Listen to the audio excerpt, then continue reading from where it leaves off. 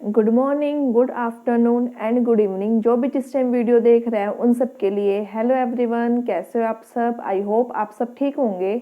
हमने last video में discuss किया था कि आप फाइनेंसिंग एक्टिविटी का क्या फॉर्मेट होता है और कैसे आप उसको कैलकुलेट करते हो।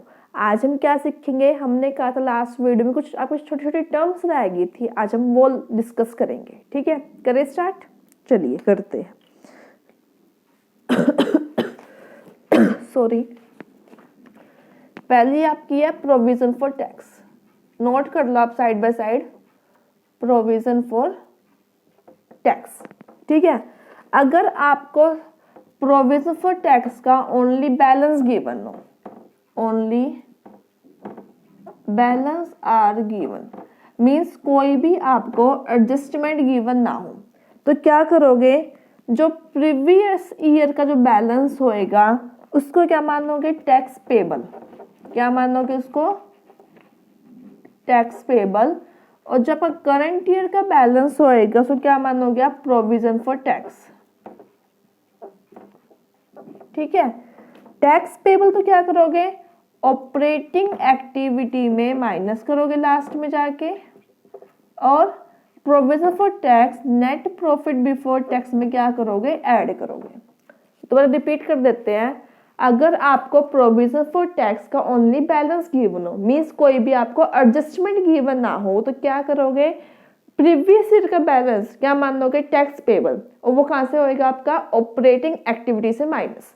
और करंट ईयर का जो प्रोविजन, करंट ईयर का जो बैलेंस है उसको क्या मानोगे, प्रोविजन फॉर टैक्स। वो कहां पे होएगा आपका, नेट प्रॉफिट बिफोर टैक्स में ऐड होएगा। ठीक है। सेकंड, अगर आपको बैलेंस के साथ साथ एडजस्टमेंट भी गिवन हो, if adjustment is also given with balance, अगर आपको एडजस्टमेंट के साथ बैलेंस गिवन हो तो क्या करोगे, आपका बनेगा अकाउंट। कौन सा account, provision for tax account.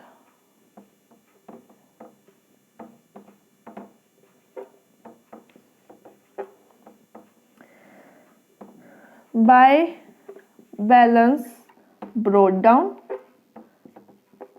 To balance carry down. ठीक है, brought down means previous year वाला balance, carry down means current year वाला बैलेंस।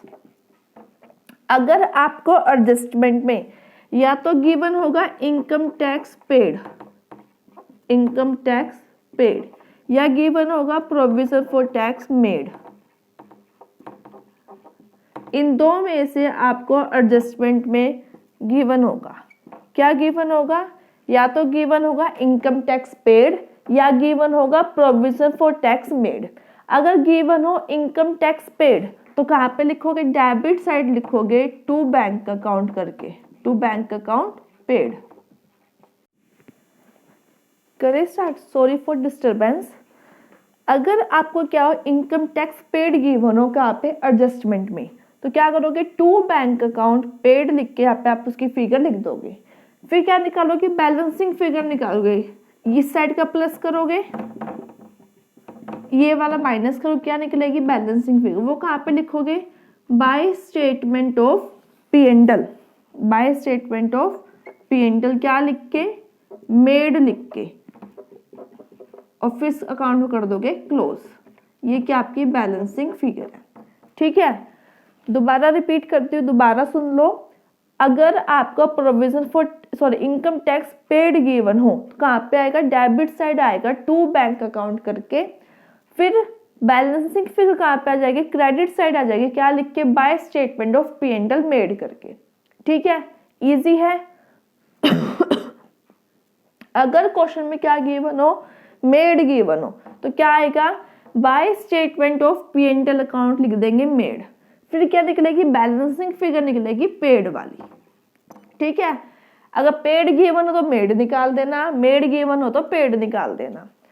पेड कहाँ पे यूज होता है, ए एक्टिविटी में माइनस करते हैं, और मेड कहाँ पे यूज होता है, नेट प्रॉफिट बिफोर टैक्स में ऐड करते हैं। क्लियर? तो ये था आपका प्रोविजन फॉर टैक्स का एक छोटे से टॉपिक कि आप प्रोविजन फॉर टैक्स अगर सिर्फ बैलेंस गिवन हो तो कैसे रिकॉर्ड करना है, अगर बैलेंस के साथ साथ एडजस्टमेंट भी गिवन हो तो कैसे रिकॉर्ड करोगे। ठीक है, अब एक दो चीजें और है वो और लिख लो आप लोग। कर लिया नोट? कर दूं अब?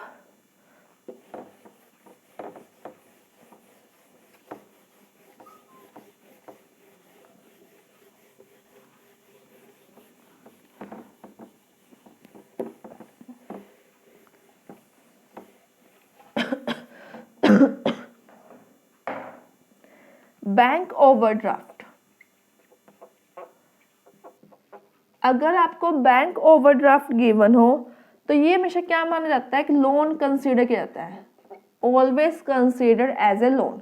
कहाँ पे इसको करते हो आप? फाइनेंसिंग एक्टिविटी के अंदर इसको आप क्या करते हो? रिकॉर्ड करते हो।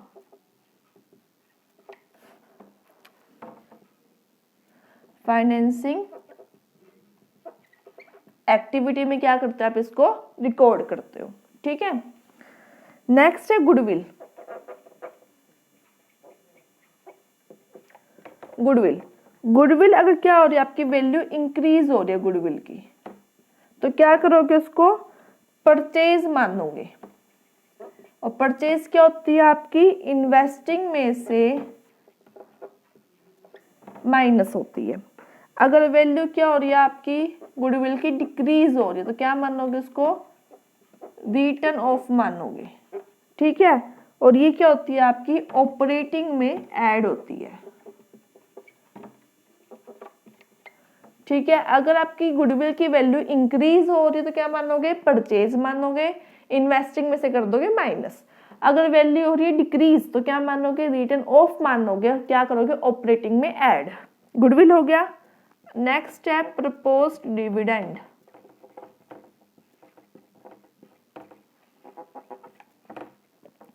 प्रपोज्ड डिविडेंड कहाँ पे गिवन होता है? Always given in contingent liability.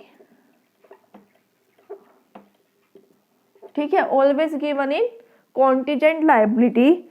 इसमें अगर करंट ईयर का प्रपोज डिविडेंड है उसको तो कर दो आप इग्नोर, और प्रीवियस ईयर का जो आपका प्रपोज डिविडेंड है उसमें डिविडेंड पेड हो, क्या कर रहे हो? अगर आप डिविडेंड पेड कर रहे हो तो क्या करोगे? उसको फाइनेंसिंग में से माइनस कर दोगे। अगर प्रीवियस ईयर में ही डिविडेंड क्या हो? प्रपोज्ड हो,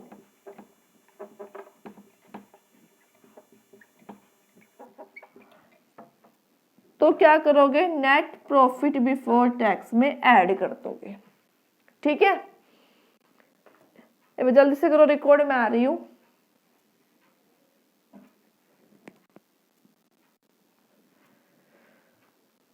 करते रिकॉर्ड करें। अगर बैंक ओवरड्राफ्ट कैसे मानोगे? हमेशा एक लोन की तरह। बैंक ओवरड्राफ्ट क्या मानोगे? एक लोन की तरह ट्रीट करोगे और फाइनेंसिंग में से क्या कर दोगे? उसको ऐड या लेस करोगे। गुडविल अगर वैल्यू इंक्रीज हो रही है तो परचेज मानोगे और क्या करोगे? उसको इन्वेस्टिंग के अंदर लेस करोगे। अगर गुडविल रिटर्न ऑफ हो रही है तो क्या मानोगे? उसको ऑपरेटिंग के अंदर ऐड करोगे।